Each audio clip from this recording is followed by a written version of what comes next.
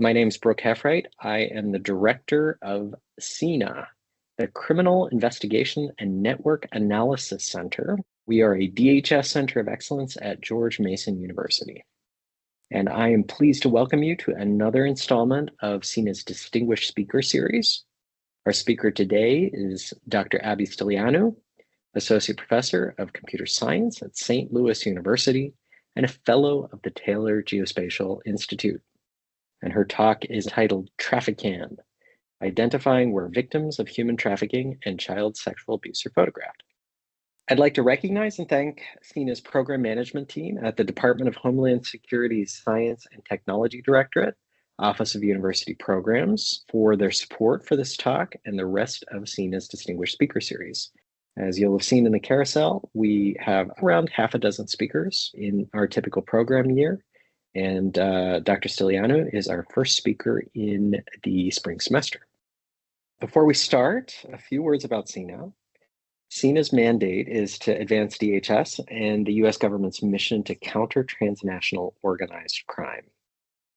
DHS Centers of Excellence, and there are about a dozen of them, are managed by the DHS Science and Technology Directorate's Office of University Programs. Each of them is led by a university with a charge to conduct groundbreaking research resulting in rigorous, objective knowledge products and timely solutions for DHS components. Dr. Stylianou's talk today will touch on several of CINA's research themes, which include criminal network analysis, dynamic patterns of criminal activity, forensics, and criminal investigative processes. CINA is supported by a DHS board of directors who help us to ensure the relevance of our research and identify champions for funding for transition. Now, it is my pleasure to welcome our distinguished speaker today, Dr. Abby Stylianou. She's an associate professor of computer science at St. Louis University. She holds a PhD in computer science from Washington University in St. Louis. And her research lies at the intersection of multimodal image retrieval, fine-grained visual categorization, and explainable AI. In recent years, her research has focused on building citizen science data collection applications and global-scale image search tools, specifically to support the National Center for Missing and Exploited Children's investigations of child sexual abuse and human trafficking. So very much at the core of what CINA does, and there's a lot of resonance with other programs of ours that also work with MEC and also counter-trafficking task force at DHS. Dr. Stylianou is also the communications officer for the IEEE Technical Community on Pattern Analysis and Machine Intelligence, and regularly serves as social media chair and area chair for a variety of premier computer vision conferences, including CVPR, ICCV, ECCV, and WACV. So now please join me in welcoming Dr. Abby Stylianou with her talk, TraffickCam, Identifying Where Victims of Human Trafficking and Child Sexual Abuse are Photographed. Dr. Stylianou, take it away. Thank you so much for having me. Like Brooke said, I'm Abby Stylianou. I'm faculty in the Department of Computer Science at St. Louis University. And I'm going to talk to you today about some work that I have been doing over the last several years on building tools to recognize where victims of human trafficking and child sexual abuse are photographed. I'm first going to give sort of a very broad introduction to the work that I do and sort of how I got here. I think it's a kind of interesting story, but it also helps to motivate some of the work that my lab does. So what do we work on in general? We try to do things like recognize if you have a picture and all you have are the pixels, where were the images taken? How do you actually figure out exactly where those pictures were taken? If you have multiple images, how can you answer questions like, were they taken in the same place? And Brooke mentioned we sort of have an explainable AI focus. How can you actually explain those decisions? If you think that two images are visually similar, why is that? These two example pictures actually aren't from the same place, but there are two storefronts that are visually similar. And so the automated tools for being able to highlight things like that. So I'm going to tell two stories. One that really is sort of a background of how I got to where I am in my career and sort of this motivation to try and build tools to do a bit of good in the world. And then the second is really this emphasis on building tools for combating human trafficking. But the first one is sort of how did we get here? When I first graduated from my undergraduate degree, I don't have a computer science degree. I have a degree in geology in undergrad. And I was lucky enough to get hired in a research lab at WashU straight out of undergrad, where I was working on helping to build tools for image geolocalization. So that problem that I described of how do you tell exactly where a picture was taken, and we were developing those tools. This was with Robert Pless, who was at the time at Washington University in St. Louis. He is now at George Washington University, but we were working for IARPA. So this is sort of the intelligence agency version of DARPA on sort of the really big problem of if you have images without any sort of EXIF data, how do you figure out where they were actually photographed? And so I was working on building software tools for that. And at the same time that we were doing that, there was an article that came out in the St. Louis Post-Dispatch that was about a 1983 murder victim who had been buried in a cemetery in St. Louis after the case had run cold. And this actually is still the most notorious cold case in St. Louis Police Department history. And they wanted to exhume her to do modern forensic analysis, figure out, was she even from St. Louis? This case is still cold and they want to actually figure it out. But they went to dig in the cemetery and they couldn't find her remains, unfortunately. A headstone had not actually been placed at the correct site. And after digging in several places unsuccessfully, the medical examiner for St. Louis said, you can't just keep digging. So in the newspaper article about this, one of the things that they included were pictures from the funeral. And so this is one of the example pictures. Now, I mentioned I was working on building software tools for figuring out exactly where a photograph was taken. And so if you could figure out where this photograph was taken precisely, you could figure out where the camera was that took the picture. And so how would you actually do that? Well, we want to figure out where are these things in the real world that we see in the image, and what are the parameters of a camera that could have actually taken that picture. And so the things that we were looking for in the image were things like the trees and the billboards and some of the headstones that you would still expect to be there 30 years later. And we were trying to find the GPS coordinates for these things. We find the image coordinates for them, and you can then solve this as an optimization problem over things like the camera's location, but also how zoomed in was it, which direction was it pointing. There were some challenges with this. I think we were a little naive in how difficult this would be. So the cemetery between 1983 and the 2010s had fallen into disrepair. There were a lot of really horrific stories. This was the largest Black cemetery in St. Louis, and it was not managed well. So by the time we were going out and trying to find some of these things that were hopefully still there 30 years later, it was now just dense forest. And I tell stories about us going out with like literally like machetes to try and track down these trees and these headstones and these billboards. We were going back to 1980s aerial imagery to try and georeference some of these things. And it was really sort of a fascinating experience in learning the challenges of some of the things that we were developing for IARPA. So this is, I mentioned we were building software tools. I love looking back at things I developed when I was a student. The number of significant digits here is just remarkable. But we were able to actually determine where the victim was buried. And we wrote up a report for the medical examiner. And on the basis of that, I got to do what I assume will be always the strangest day of my career, which was to oversee the exhumation. And I was there, I assume, so that they had somebody to point to if it was wrong, but it wasn't. And so we were able to successfully exhume her remains. Based on that, they have figured out that she was actually from the southeast of the United States and not St. Louis. The case is still unfortunately not solved, but they have much better information, and there is still hope that it will be figured out. But this was a turning point for me in sort of figuring out what it was I wanted to do with my career, and this realization that the sorts of computer vision tools that we were building in our research lab could be used to help people, to do some good in the world. I was lucky enough as a result of this work to get invited to participate in the FBI Citizens Academy. So for anybody who might get the opportunity to do this, it's a really interesting sort of multi-week sort of training process where you learn about the sort of way the FBI operates and how they do their investigations. Might articulate it as being sort of FBI propaganda so that you go back and you proselytize about how wonderful the FBI is, but it was fascinating. And among the things that we learned about was the work that the FBI does to combat human trafficking. And I get all of my best work from the St. Louis Post-Dispatch. So at the time that we were talking about this in the Citizens Academy, there was an article that ran in the Post about a group of women in St. Louis who organize conferences. So they travel a lot. They spend a lot of time in hotels. And so they were actually working with the St. Louis Police Department often when they would have cases of human trafficking or child sexual abuse that were photographed in hotels. And these women could just recognize them. They traveled so frequently. And so they had this idea to build a database for law enforcement to scale this up. And so I was chatting with Gary Smith from Popalock. So he's a locksmith who was sitting next to me at the FBI Citizens Academy. And I told him about this story and I said, I have so many ideas about how we could use computer vision to make this smarter and better. And he said, I know Molly Hackett, who is with this group. Let me introduce you. And so much I feel like of my career is happenstance and talking to the right people. And I'm very grateful for that. But as a result of that, I now have this, many-year career focused on trying to build AI tools to do exactly this, to help combat human trafficking. And we still work with the women in that organization. So to ground this, why did they have this idea? Why would a database of hotel room images help to combat human trafficking? It turns out that a significant volume of trafficking occurs in hotel rooms, and advertisements of victims get posted online, and they typically include the victim posed in the hotel room.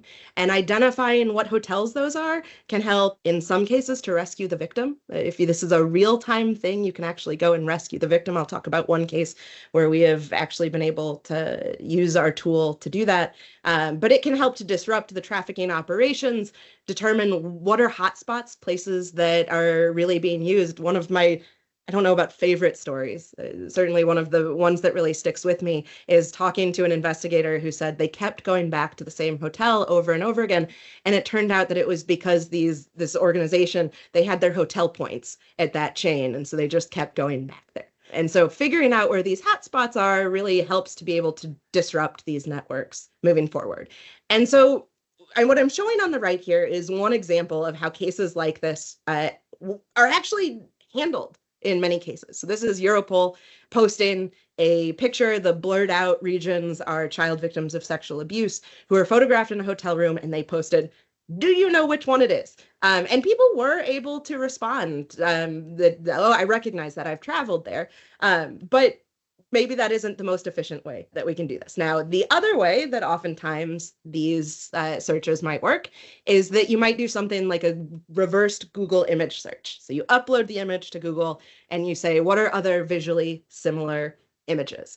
And the challenge in talking with analysts is that these never really would yield fruitful results. Oftentimes what you would get were visually similar hotel rooms, but not images of exactly the same hotel. And to really understand how that, why that is and how to do better, I am now going to give the briefest introduction to how these sorts of models that are behind this sort of image search work. So I don't know exactly what technical backgrounds we have in here. I tried to let's build ourselves up from nothing to vaguely understanding how deep learning works. If you are more familiar with deep learning, I apologize that this is going to be a fairly basic introduction, but we'll go with it. So how does image search work? And the basic idea behind any of the image search models or any of these deep learning models is that we're trying to do function approximation. And so we can think about really simple function approximation, right? If you were in high school and you were, learning simple things like I have a bunch of points and I now want to fit a line to them, you were doing function approximation. You were trying to learn the function that was a straight line that best fit to the data. And we can think about doing that for sort of more complex functions, ones that have more complex shapes. And that's exactly what we're doing when we try to do image search. Our input is not, some X coordinate, and our output isn't a Y value like you would do in linear regression. Instead, our input is an image, which is this really high dimensional complex input. And the output that we're trying to get is what hotel is it? And the challenge is that this function is extremely complex. But we're lucky because in the last decade or so, we have a new tool that we can use for approximating these kinds of really complex functions. And in particular, this is the sort of subfield of deep learning. And we think of deep learning often as sort of an image, or specifically for images, an image coming into some black box model, and it's then spitting out some sort of prediction. So the question might be like, what's in the box? But the details we're going to kind of brush over. What's in the box is just a bunch of math. And what we want to do is we want to figure out the right math to do. So we're going to feed the image through, we're going to do a bunch of math to that, we're going to multiply it by a bunch of numbers, and it's going to give an output. And typically, sort of the most basic version of this would be, I'm trying to just say, what's in the image? Is it a hotel? Is it a bedroom? Is it a garden? For example, and when we first start, this thing is just random, and so it's not good at doing this task. And so what we need to do is update the math to do better. Change the numbers that are in there, change the signs, things like that. So we're going to feed the image through. We're going to measure how right, how wrong we are. So we were off by 0.7. We're going to then update the weights of this black box model so that the next time when we do it, we do a little bit better. And we just keep doing this over and over until that black box model does pretty well at this task. Now, one of the challenges is that the task I'm showing here is actually a lot easier than the task that we actually want to do. We're not trying to differentiate between whether something is a hotel or a garden. We are trying to say, which of these hotels is it? And that is even more complicated because the estimate is that there are between 700,000 and 1 million hotels around the world.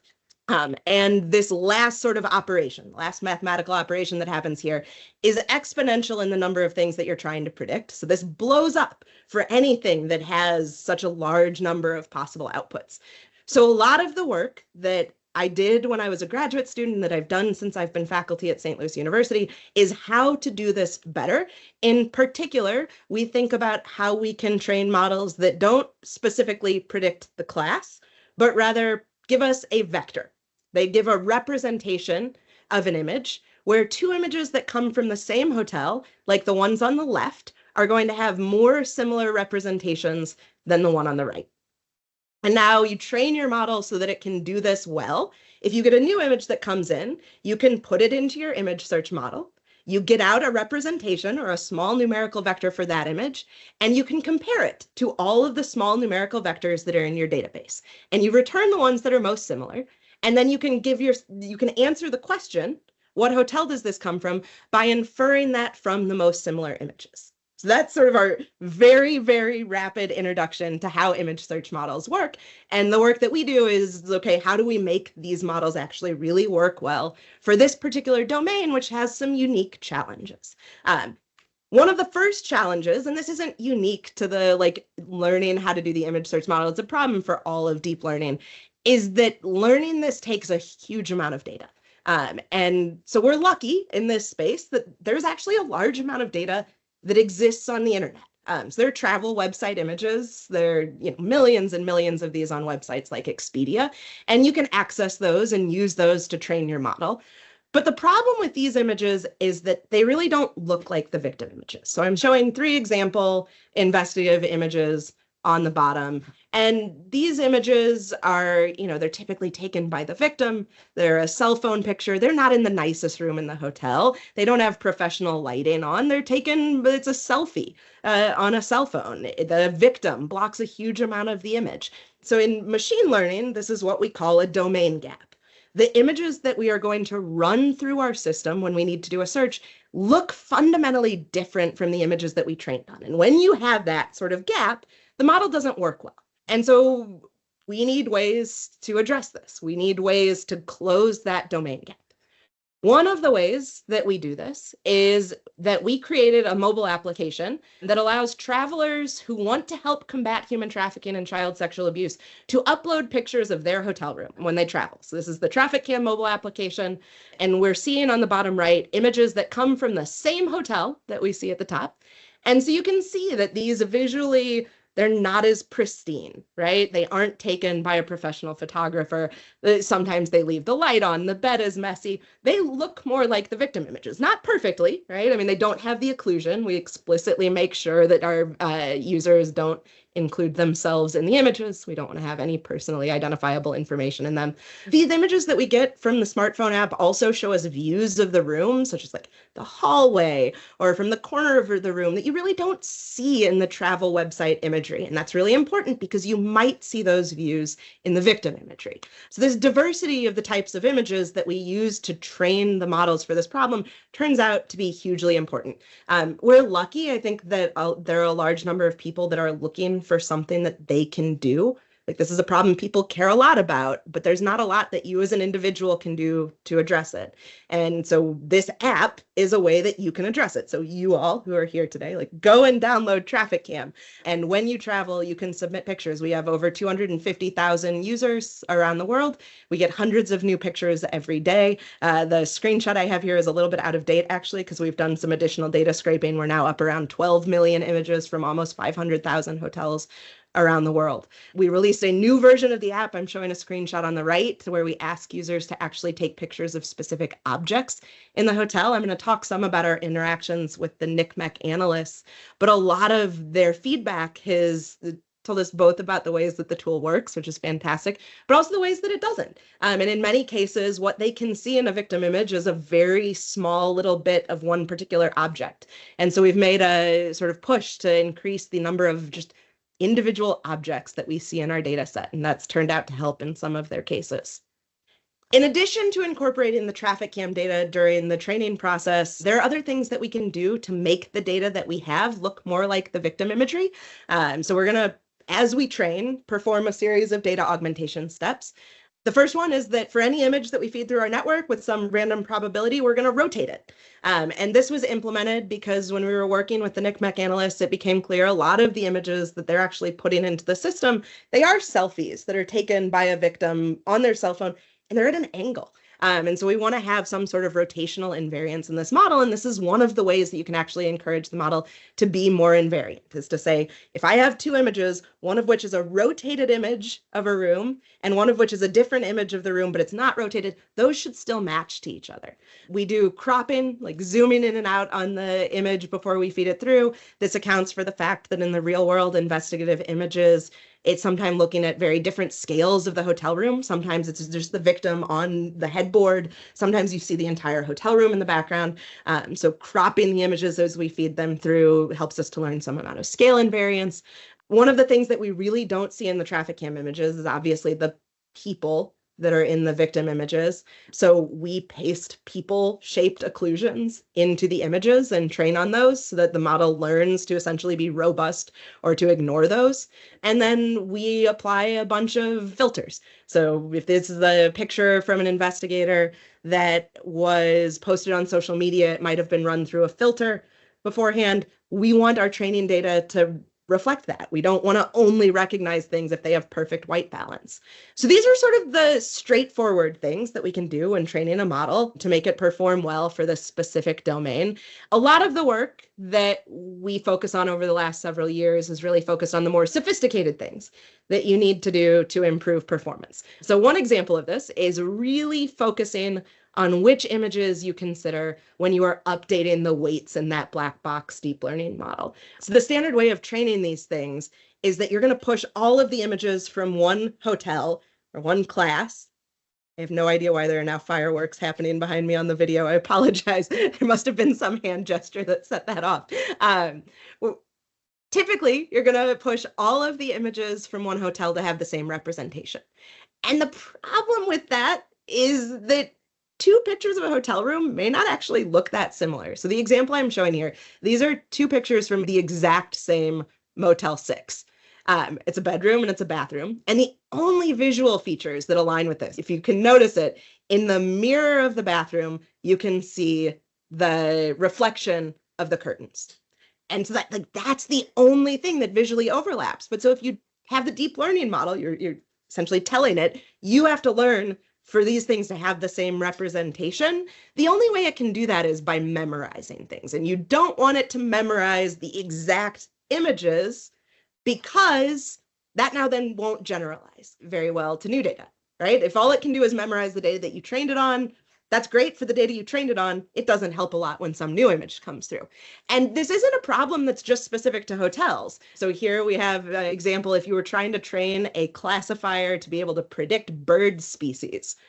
We have pictures of cardinals. The top row is male cardinals and the bottom row are female cardinals. And if you force the model to learn a single representation for all of those, it's not going to do very well because they don't actually look the same. There might be a couple of features. So we have a couple of papers that really focus on being more intelligent about what images that you consider when you're feeding these through. For the cardinals, you may only want to compare these two pictures, say those should get pushed together, and these two should get pushed together. And that might learn two different pathways to making the same prediction, but I'm not going to force it to learn the exact same pathway for things that are pretty visually distinct. Another challenge that's really specific to the investigative domain is that I mentioned the victim typically blocks a very large amount of the background. So the first thing that an investigator does using the TraffickCam tool is that they're going to erase the victim content from the image. So this is extremely sensitive content, right? We're talking about minors in sexually explicit situations. This step happens before the image ever leaves the investigator's computer. Oftentimes the analysts that we're working with will pre-erase them before they even put them into our tool. These are extremely sensitive things. They're also a huge problem for the image search, right? We're not trying to recognize the victim. There are certainly groups that are working on that problem. We're trying to recognize the location, and the victim doesn't actually give us any information for that. So we want to erase the victims from the image. And so the investigator will erase this, and now you feed that into our search. It's what we did originally. We train, we put blobs in that look like these, and you do better by training with those blobs than if you don't train with the blobs. But you can do even better than that by using essentially generative AI tools to fill in the image. And that's what I'm showing in the right. So this is that we have filled in the occluded region using a Gen AI tool. It's not great looking, right? I mean, it looks blurry. It doesn't look natural, but it turns out that even doing this yields huge improvements on the performance. So all of these components we've put together into the TraffickCam search system, which is deployed at the National Center for Missing and Exploited Children. They use it regularly in their investigations of child sexual abuse and exploitation and human trafficking. We're extraordinarily lucky to work with NCMEC. They are just remarkable collaborators. They give us feedback on where, like I said, where the tool is working and where it isn't working. They share about success cases they've had. They share about challenges. And we use those challenges to really motivate the work that we do and sort of pushing on how we can make these AI models better for this particular domain. One of the cases that they shared where they were really struggling was that they had a picture that they were not getting good search results for. They would put the picture in, and for whatever reason, they weren't getting good search results. But the analyst who was looking at it said, there's a green door in the image, and that's just super rare and odd. And like, I want to be able to just search the database for green doors. And there's been a recent sort of family of new deep learning models that are called vision language models. They're very much like our image search models, except at the same time that they're learning the vision model, they learn a text model, and those are aligned to each other so that you can actually search back and forth between image and text. And so you can do something like we now have the capability to do in the TraffickCam tool, which is to search this database using natural language. So we can do a search here for something like orange wall without any image, right? I mean, so the NCMEC analyst was able to, once we deploy this, search for green doors, and they found all of these hotels that had these strange green doors that they weren't finding using the image search that was focusing on other things that were in the image. So having this text search is, purely motivated by the real world use case from the analysts. It also helps us to actually drive our research and improve sort of the state of art in computer vision. So here's another example where we have a picture. So this isn't purely text guided search. You can query with an image and then filter the results to focus on something that they really think is unique. So when we run this search, some of the results are reasonable, but the analyst looks at this and says, that orange sort of runner across the foot of the bed, that's really unique.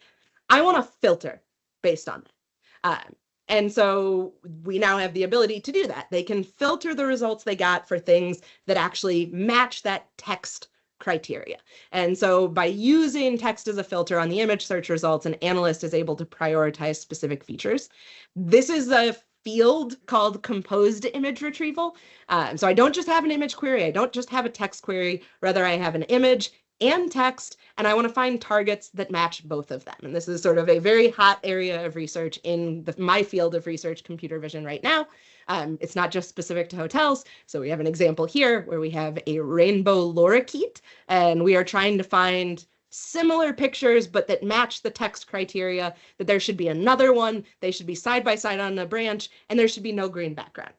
And one of the challenges when you start to be expressing these modifications to a query that are complex and the ways that an analyst actually might express them is existing state-of-the-art methods don't do well on these. And it's for a variety of reasons that I'll talk about, but you wind up getting search results that don't match all of the criteria that the person is expressing in their combination of the image and the text. So why is this? I'm going to talk about sort of two reasons that these composed image retrieval models fail and ways that we are addressing it. So problem one is that existing data sets in this domain are not good. As an example, here is a query image and a modification in one of the existing data sets. It's a picture of a Pepsi bottle and it says, show 3 bottles of soft drink. And in the data set, the target example that is supposed to be retrieved is the image on the right that has 3 soda bottles. The problem here is you don't actually need the image query in order to have found that image. Just searching with text would get at that. And these data sets that exist for this have all sorts of problems. So you'll have pairs of images in the data sets that are actually not similar at all. In the top one, it's a picture of cats and it says has 2 children instead of cats, but there's actually no visuals, like what's the relationship between those 2 images? In the second one, they've used generative AI to change the image on the left that has a person in a boat to have a dog in the boat. In those cases, those images, except for the dog, those are virtually identical. In the bottom, we show, it's just a really trivial modification. And so the data sets that are used in this space are just not very good for real world use cases. They're sort of overly simple. The other problem that sort of is related is they very specifically don't work for hotels because that's not in the training data. So how can we fix this? This is work that we've done funded by the Laboratory of Analytic Sciences over the last year. So solution number 1 is to leverage some of these very large proprietary vision language models, like the ones that you can access through ChatGPT on OpenAI, to make better data sets. So I'm going to sort of walk through our pipeline for doing this. What we're going to do is we are going to start with a data set of image pairs. And that could be existing pairs from some composed image retrieval data set that already exists that we're trying to make better. Or it could be, in our case, images of hotel rooms that are similar but not too similar. And those are good ones to mine because they are going to have differences, but they're also going to have things that are similar. And so we can ask a model like ChatGPT to first describe to me all of the things that are in the first image. So this is a list of the descriptions of the things that are in the first image. And then you can ask it to describe all of the things that are in the second image. And you can tell it that if it's the same thing, describe it the same way. And if it's a different thing, describe it a different way. And if it's something that wasn't even present in the image, make sure you list it. And you could end up, this is a field called sort of prompt engineering. How can you get these really, really big, expensive proprietary models to help you do a task? And so we can look at some of the things that come out. So for example, it describes the sink in both images as being wall-mounted porcelain material, white color, compact size, chrome faucet, curved bowl, single faucet handle, smooth surface, drain hole, pipe visible underneath. Right? There's a lot that overlaps in these. It describes the mirror on the vanity differently. So in the first case, it is a round top edge, and in the bottom, it has a white frame, and it's picking up on that. There's something in the second image that isn't in the first image. It can describe the washing machine. And you can then feed these into an additional phase of prompting these large proprietary models to then say, okay, now just given these text descriptions of the things that are in the images, describe the differences. And now you might be thinking, like, why didn't you just ask it to describe the differences? If you just jump straight to that step, it actually does a pretty poor job. So this prompt engineering, figuring out how to get these things to answer exactly what you need, winds up to be really, really important. But now we get things like add a white frame to the vanity mirror, or switch the vanity mirror to a frame design, use frosted glass for the window. These aren't all perfect. I'm not sure that there's frosted glass in that, but they're really good, and we can scale this up. We now have tens of millions of these difference captions that are specific to hotels. We're also able to use this to rewrite some of the existing data sets, allowing us to get huge improvements on the performance compared to the models that were trained on sort of the poor data. Another problem that we see and sort of have come up with ways to address is that these vision language models end up mixing up concepts. So this is showing the same example we saw before of querying for the orange wall. And we can do the same sort of thing where we query for blue linens, and the search results here, they're not perfect. Like there are definitely some things that are like a blue wall, but the linens are white, but they're pretty good. But if we now query for orange wall and blue bed linens, the results are pretty mixed up. In some cases, you get blue walls and you have orange bed linens. And so, why is that? So we're going to look at one of the examples here. We have an orange wall and blue bed linens as the query, but we have a blue wall and there are blue bed linens, but there are also orange bed linens. So what's happened here?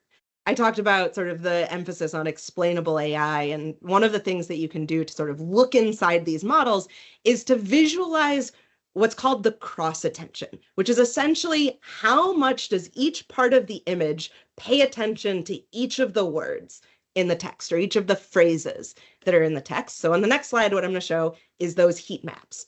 So here, if we search for just orange wall, we can see that what it's focusing on actually was those orange pillows that were on the bed. And it's like, okay, that makes sense, right? I mean, it's not on the wall, but I get like they're sort of vertical and they're there.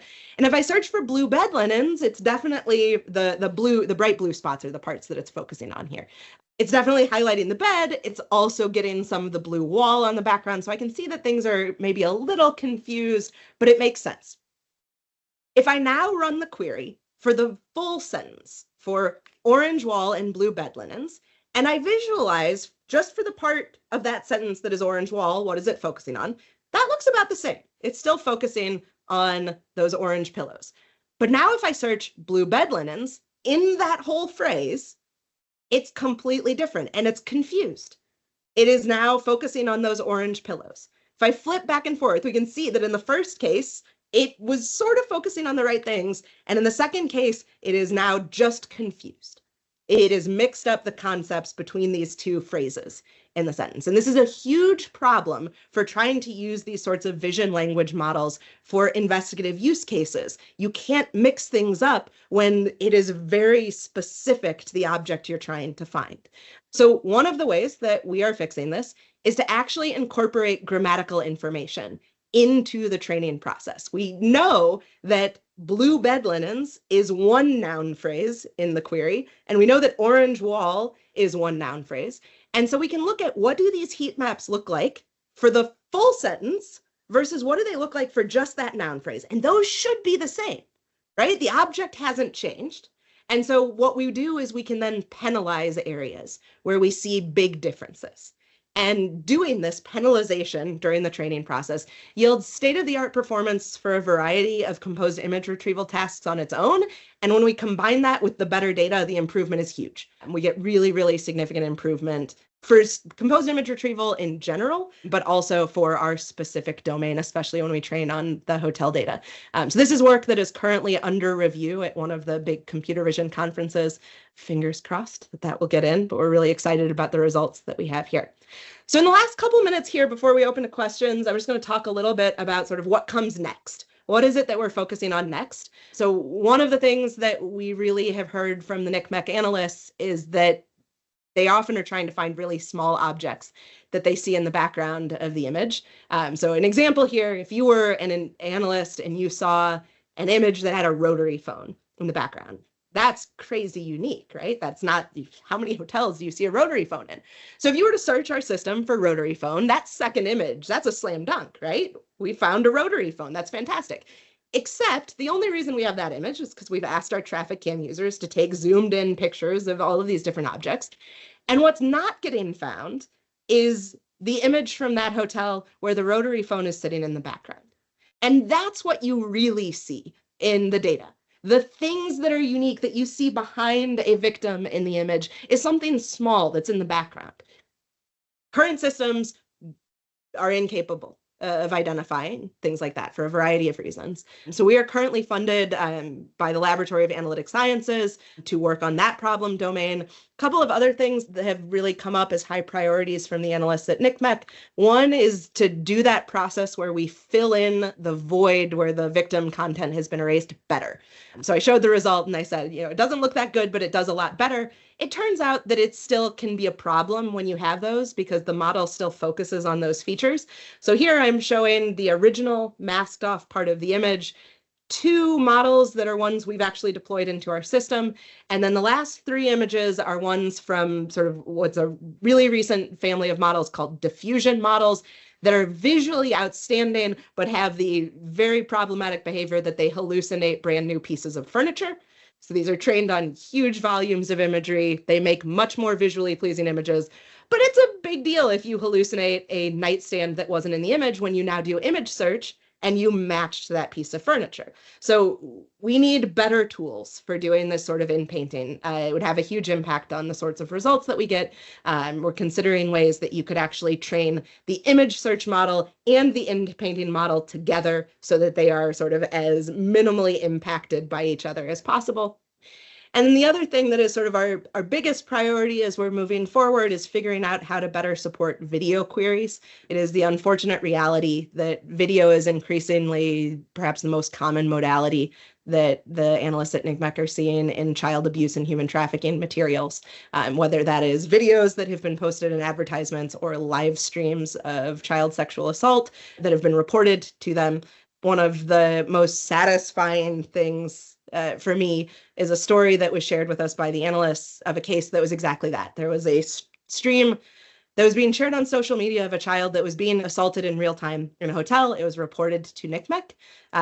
The analyst who it was reported to took a screenshot of that video, plugged it into our tool, figured out what hotel it was based on that, contacted the local law enforcement to the hotel. They went and they rescued the child. And that for me is why I do what I like. I feel incredibly lucky to get to build tools like that, but I also feel frustrated because I know all of the ways that we can make this thing better. And so I'm very motivated to do that. So figuring out how to make the tool better for video queries is one of our top priorities. The screenshot approach that they're doing currently sometimes works, it sometimes doesn't, is what we're hearing from their analysts. And we need better tools for this. And the sort of flip side, like this is a very bleak thing in some ways, but there are opportunities with video. Video has a lot more information than still imagery, and just taking a screenshot misses out on that in some ways. If you actually have a video, the infilling process that we're doing where we're filling in that void, you might not have to do that because if the victim is moving, you can actually see behind them and you can reconstruct the scene. So those are the sorts of things that we are, in process of working on or hoping to be working on in the near future to improve this tool. I want to recognize that I am incredibly lucky to have an awesome collaborative research team with Robert Pless, who's at George Washington University, Richard Souvenir at Temple, Nathan Jacobs at WashU, and all of their students, as well as my own, who have worked on this. And we've been lucky to have funding for this from a variety of sources, including I'm funded by the National Science Foundation. The original project was funded by a congregation of nuns who actually helped us to build the first version of the tool, Adobe, the National Institute of Justice, and I've mentioned the Laboratory of Analytic Sciences. So with that, I think it is time for questions.